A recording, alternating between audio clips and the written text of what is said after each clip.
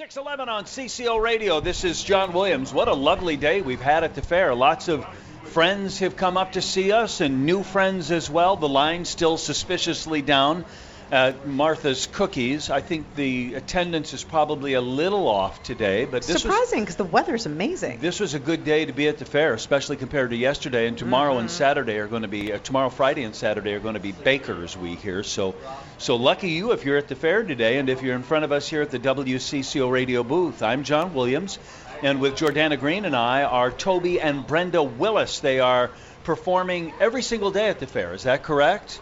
Yes, that's correct. The whole Willis clan will be here, the Willises of the Willis Family TLC TV show fame. Welcome to the show. Thanks very much for having us. Thanks for having us. How many shows a day are y'all doing?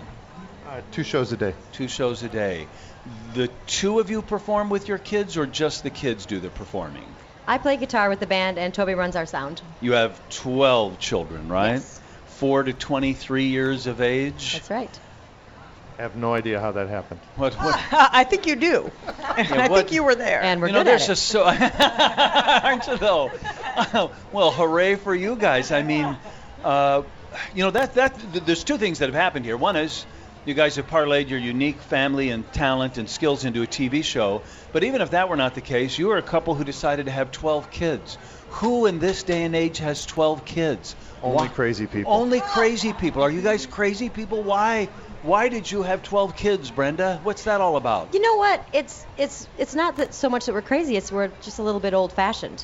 Almost everybody that I talk to that says, "Oh, you have 12 kids?" I'm like, "Yeah, but how many did your grandparents have?" Yeah. You know, it wasn't that common 50 years ago. And it's a beautiful thing, you know, having a bunch of kids and investing Most your of the life time. into it. It's a beautiful thing. It's a lot of hard work. I will give you that. It's a lot of hard work. But it's worth it, you know. I mean, now that the kids are getting older, we're already starting to see the benefits. It's really an amazing thing. And we did decide before we got married that we're going to shoot for 12 kids. Oh, no kidding. I mean, that was my next question. We had that conversation. You had that conversation with her, or she had that conversation with you? I talked to her, and she said, she agreed to have 12, and she actually said, well, you're going to have to buy a bus, and you know what? I said, okay, and actually we now have a bus. You do have a bus. It's a nice bus. You guys travel the country. You've had success both on TV and certainly as a musical family, recording, singing, dancing. You're doing a show every day at the fair this year. You came one day last year, and they asked you to come back and be a regular. How have the crowds been? Pretty good for the Willis clan? Excellent. I feel like it's been almost full every single show. How would you describe it? I know the answer to this question, but is it spiritual music? Is it positive music? What kind of music or dance or show do you all do? I would say it's a variety show. We started off in Irish music, so we do a little bit of Irish in our show.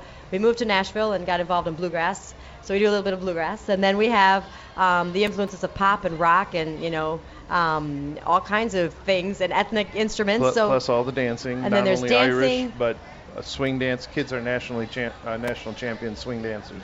Yep. So you see, a 23-year-old, young people, 22, and then you see all the way down to the little 4-year-old and 5-year-old that get out there and wail on electric guitar and tambourine, and it's just a spectacle. It really is, and there's something for everybody. What do you make of the comparison to the Osmond family then? Is that apt? It's a very accurate description. Yeah. And people have said, the Osmonds and the Partridge family and the Von Trapps, and it's a good description. Partridge family had a bus. Do you guys have the little painted squares on the side of your bus? No, but we thought about doing that. That'd be kind of cool. You'd probably get sued if you did that. I thought about painting it yellow and just like the big yellow submarine. Yeah, no kidding. Well, you could use one of those too. What do you make to a comparison of the Duggar family, a large television family with a lot of kids? Apt at all, or do you not? Boy, nowadays we really don't like to talk about that. I'm telling you. What? There's a lot of ways to compare us. There really is. And there's even families out there like us now in other genres of music, like in bluegrass and stuff. We're not the only ones out there. But is the downside, though, to becoming a TV family, because TLC's picked you up for season 2 in the fall, you now have to live, warts and all, blessings and all, in front of TV cameras. What do you make of that? You know what? When you are willing to open yourself up and talk about the hard things and the warts and the difficult things and the things that you normally would be embarrassed about, people can really relate to you. So I know I was like, oh my gosh, I got to lose 10 pounds, and the house always has to be clean, and none of the kids can be out of line, and I found that wasn't realistic. And you know what? It wasn't realistic, and they were like, these stories aren't meaning anything to us because we want to know who you are and what do you struggle with, and that's how people can relate to you.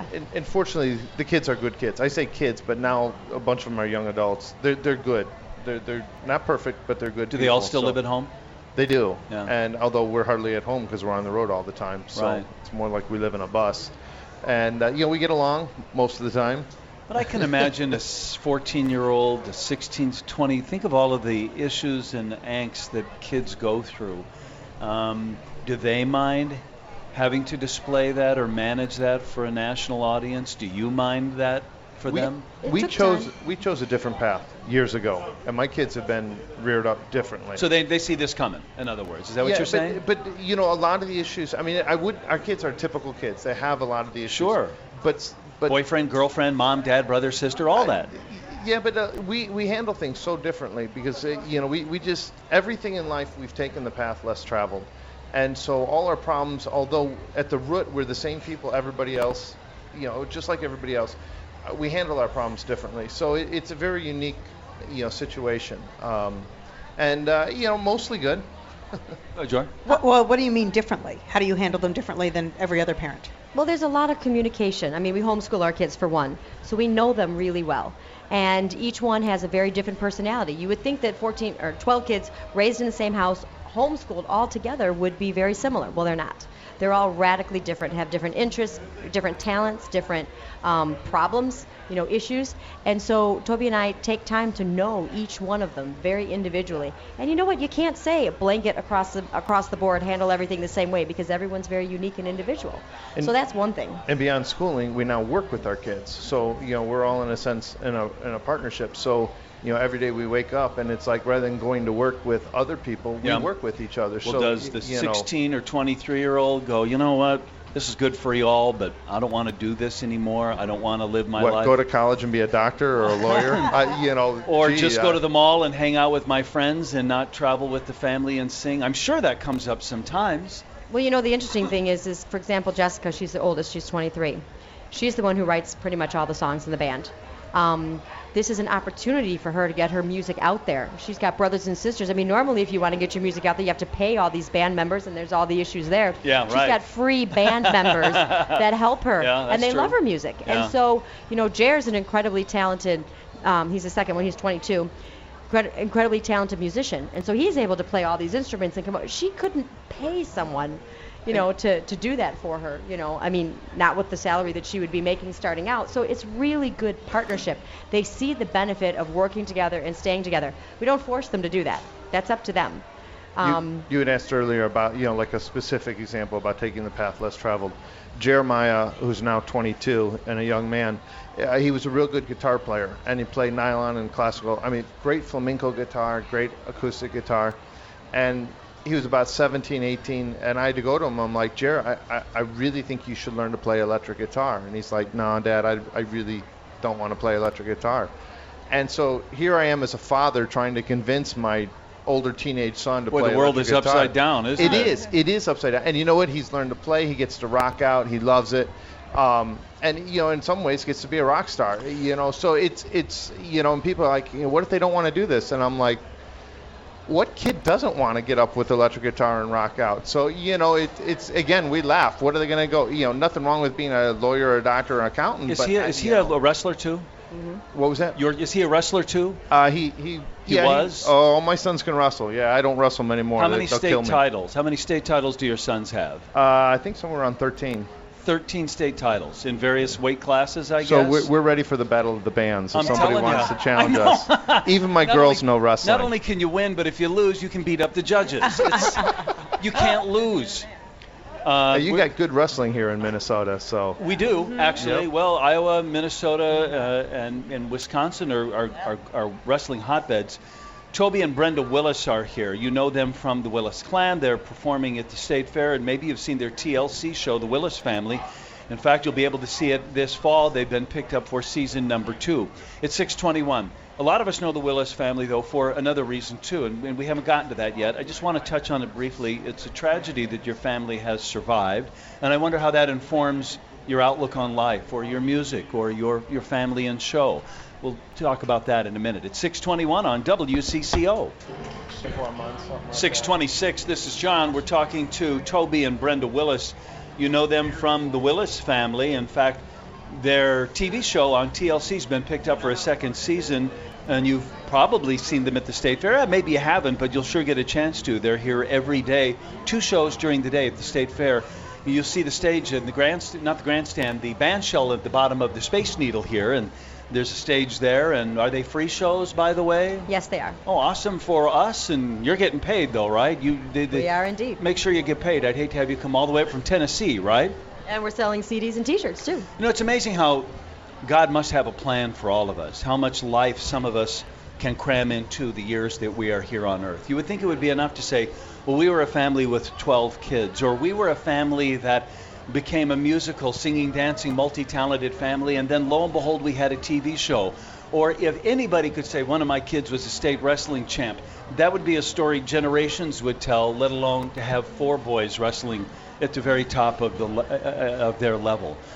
Those are all just remarkable stories and remarkable things to tell. But you guys also have something that is equally tragic in your family history, Toby, and I just wanted you to talk a little bit about that. I knew the Willis family before I knew you guys as entertainers because of an accident that happened to your siblings. Just tell us the headline on that story. Yeah, 21 years ago, my parents were traveling from Chicago up to middle Wisconsin, and they had 6 of my younger brothers and sisters in the vehicle, and a 30-pound piece of metal fell off a truck, punctured the gas tank, and blew up my parents' vehicle. And 5 of my brothers and sisters died in the explosion. One made it out. My 13-year-old brother made it out, but burned over his whole body and died that night. And Your parents survived. My parents burned pretty bad, but they survived also. And in the face of that, awful tragedy, the thing about it is there's a lot of great people who reached out to help our family, and we're really thankful. And even to this day, people around the whole nation reached out and helped our family in our time of need. Yeah, and so we still want to tell people, thank you for all the help. And the thing about it, my dad was, to pay for the family and the kids and everything. He was a Chicago public school teacher, but he was also a minister. Yeah. And he really didn't make any money doing that, but that was his mission in life. And so it was, in the face of this tragedy, and with the news cameras going, they asked him, how could something this bad happen to somebody who's supposed to be, supposed doing to be God's work. A minister doing God's work. And my parents, it's not that they were good people, and they had be a faith before, and they know that, hey, bad things do happen in life, and that God says it's going to happen. We need to be strong and just trust that everything works for the good. And so there, with the cameras rolling, my dad basically said, you know what, God is still good.